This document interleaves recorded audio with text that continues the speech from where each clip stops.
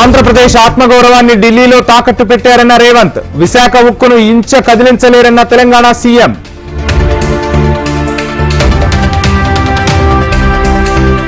సార్వత్రిక ఎన్నికలకు తాము సిద్ధమంటూ జగన్ ట్వీట్, వైసీపీ ఫ్యాన్ కు ఓటేయాలని కోరిన ఏపీ సీఎం. ఎమ్మెల్సీ కవితకు ఈ నెల 23 వరకు రిమాండ్, 7 రోజుల పాటు ఈడీ కస్టడీకి కవిత.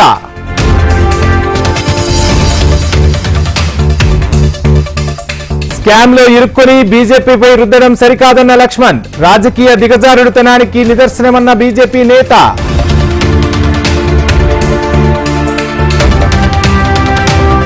రేపు చిలకలూరిపేటలో టీడీపీ, జనసేన, బీజేపీ ఉమ్మడి సభ, హాజరు కానున్న ప్రధాని నరేంద్ర మోడీ.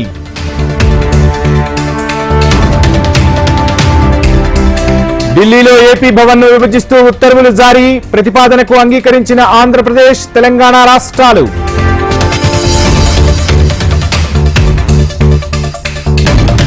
దేశవ్యాప్తంగా మోగిన ఎన్నికల నగారా, 7 దశల్లో ఎన్నికలు నిర్వహిస్తామన్న సీఈసీ రాజీవ్ కుమార్.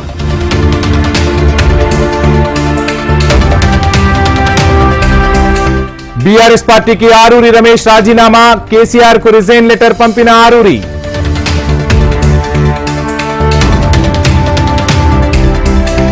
హైదరాబాద్ మజంజాహి మార్కెట్లో పోలీసుల దాడి, కృత్రిమంగా పండించి విక్రయిస్తున్న మామిడి దుకాణాలపై అటాక్.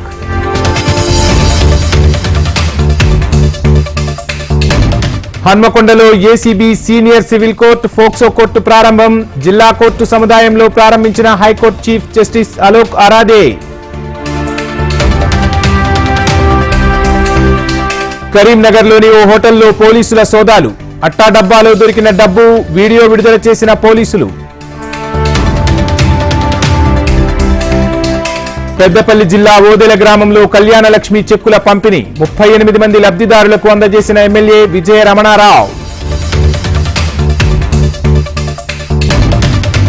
బీఎస్పీకి రాజీనామా చేసిన ఆర్ఎస్ ప్రవీణ్ కుమార్, తెలంగాణ ప్రయోజనాల కోసమే నిర్ణయం తీసుకున్నానన్న ప్రవీణ్.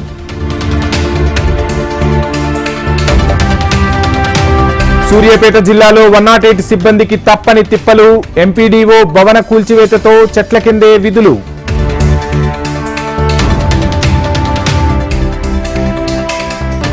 వైసీపీ అభ్యర్థుల లిస్టు విడుదల, సగం సీట్లు ఎస్సీ, ఎస్టీ, బీసీ, మైనార్టీలకు కేటాయింపు.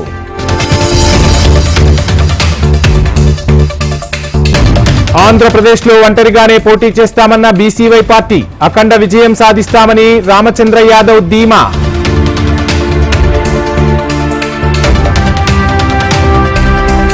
అభ్యర్థుల జాబితాపై తెలుగుదేశం కసరత్తు, రేపు జాబితా విడుదల చేసే అవకాశం.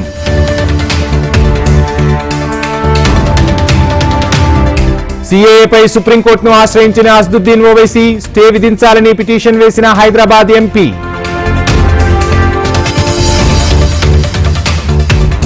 అనకాపల్లి జిల్లాలో ప్రేమ జంటపై దాడి, పోలీసులను ఆశ్రయించిన ప్రేమ జంట.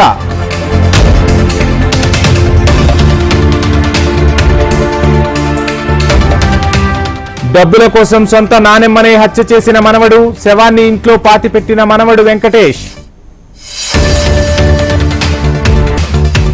పాకిస్తాన్ తీరును ఎండగట్టిన భారత్, చెప్పిందే చెప్పి చెత్త రికార్డన్న ఇండియా అంబాసిడర్.